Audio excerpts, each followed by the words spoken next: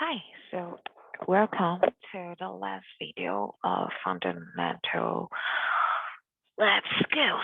And this sessions we're going to talk about sterile technique, and which means we want to be extra clean and then no contamination. And as I mentioned many times that in our lab that we actually don't deal with that much of chemical like hazard chemicals, so a lot of time we try to protect our samples more than ourselves because uh, mass spec sample is mass spec is extremely sensitive, so it can see like a lot of things. So even if you just your hair or your like keratin from your skin drop into the samples, it will cause the contamination of your samples, and it results in like the interruption of your data, and also it can potentially damage the instrument. And when the instrument is down, your life is ruined because like that is the major experiments we do in our lab. So we want to keep the samples as clean as they can. So always remember you want to have your gloves on when you're taking care of mass spec samples. And then hairs will be always up for growth.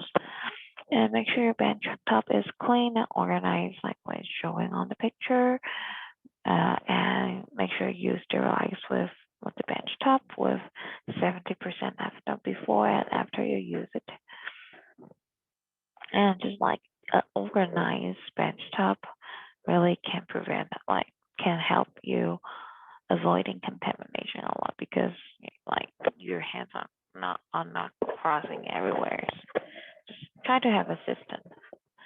Okay, and the other thing is like the pipette tip is another key of like avoiding contamination, especially cross contamination between solvents. So first, use only autoclave tip, and then you can see like there's an autoclave tape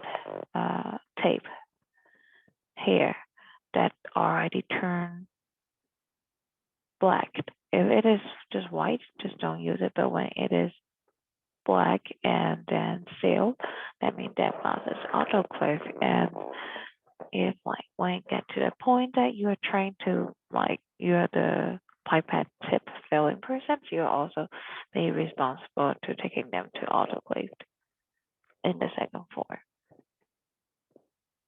Okay, and then you would change your tip whenever you transfer liquid between two different kind of solvent, like you're using ammonium bicarbonate ABC and then and put them into your samples because your tips first you use the clean tips to draw the solvent out from the stock ABC, and then you put it into your samples, then it touched the samples already. So it's like have in contact to two different solvents, so that movie must be discard. And the tip is just always start with a new tip whenever you are trying to get something. Okay. And then when the tip doesn't look normal, like if it is banded, it is burned at the end, just use a new one. And then or when you want to avoid liquid carryover, you want to be accurate and then in your amount that you pipette, that is when you want to change tips even though it is the same liquid. Just saying that you're like trying to aliquot a set of like aliquot quantity hydrochloride and then into 10 centrifuge tube, and then you want to be the volume be exact, then even though it is the same liquid, you will want to try to use a new tip every time. That is like try like yes, and that is also how you limit the variable in your samples. Okay, so make sure the tips and tubes are in the sterile benched like area in your on your bench, like make sure they are inside the box that you sterilize the area already. Okay. And then again, like for the pipetter, just like sometimes you might notice like, well, sometimes I have noticed that the pipette body is has like crystal salt on it, and so that is like mostly from ammonium hydrochloride. So try to wipe the pipette body with paper towel that has ethanol spray on it before and after you use to make sure it is like clean. Because on the time, like even though we try to not touch the pipette body, like you have to like the pipette body won't like try not to contact with any bottle, but that is a source like a dirty pipette body can be a source of contamination. Okay, and then like about your solvent and reagent, that is another thing that can have. I don't know why I put these pictures here, but this one is just to show you that you don't want to use your bare hand to reach into the tube bag. You always want try to tip it over. Okay. So about like solving a reagent, that is one another key of your experiment. The last things you want is to troubleshoot whether your solvent or reagent has problem. So the best approach to avoid contamination is always aliquot it from the stock before you use it.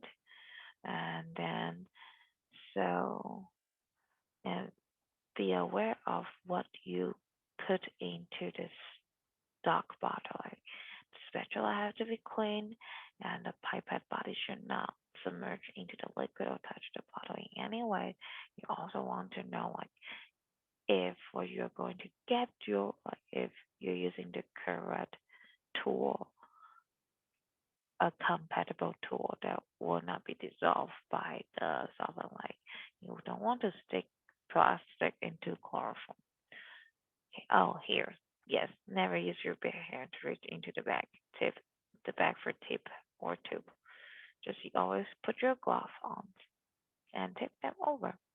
So that's about all about sterile technique, and just like always, as you just start with, is useful to make a checklist and then to help you remember all this detail every time you do the experiment. And that is why, like for the worksheet assignment, you're asked to make it comprehensive checklist that like include everything we have been talking in the conceptual training, from the safety, ethical, to the fundamental lab skills. Like make a checklist like for like what you're going to check yourself before and during the experiment and then afterwards. So having that checklist, like I think for the first 3 months, every time when you do the experiment, can help you establish a really good habit of being in the lab. Okay, and the last things we're going to talk about is just making reagent and solution. So buffer and solving is the key of your experiment. That is like what introduced the change. So you really want to be really accurate. Actually, like once like you trust with the buffer that you make, and that is a big deal. That means like you're really certified that you can do anything in the lab. So about making reagents, solvent, like just first like a couple of things you want to remember. Well, first, like it is first. Uh, you have to make sure the concentration, what are you using, and do the calculation for that. Just like double and triple check, and like even though like and check with somebody else, like even though you're really confident that it does not hurt, have a second pair of eyes to check on your calculation to make sure you're doing the right solvent, like right amount of solute and right type of solvent and also volume. So just make sure like you know all these compositions that what is the solvent, what is the solvent, and sometimes like the solvent is like straightforward. You just get it like acetyl nitrite sometimes, but sometimes the solvent is something you have to make like when you do the quantum being hydrochloride, it will be in 100 millimolar of tris hydrochloride. So just be aware of what are you going to dissolve and what are you use to dissolve the solute. Okay, and the pH is another thing. So always have like pH is another key of biochemistry experiment. And especially make sure the storage conditions, like temperature, what type of container, like does it have to be stored in a fridge? Does it have to be very light? And can it be stored in a vacuum tube or it has to be stored in glass vial? And another thing is just make sure, like whenever before you use the solvent, make sure there's no precipitation, no particle, no floating in the tube because like usually floating in like indicate contamination. And the other thing is about mixing. So when you have your solid solute, you add your solvent to the desired volume. So saying that you're making 100 ml of sodium chloride, and then so you will weight your sodium chloride, put it into the container you want to dissolve, and then fill the water to 100 ml because just remember from Jenkins, the solid take volume too. If you have a liquid solid, and I think that you're going to make 70% ethanol, then you will add the exact volume as your plan. So it will be 70 ml of ethanol plus 30% of water. Okay, so congratulations, you have finished like all the conceptual training. It is quite a bit of videos, but I hope it has. I hope this really it should be useful for you just to set up the idea of what is going to happen and will enjoy the planning of your checklist as always. And the more detail you have, like it is, it will help you establish a really good web habit. Okay, and so have fun in your next lab.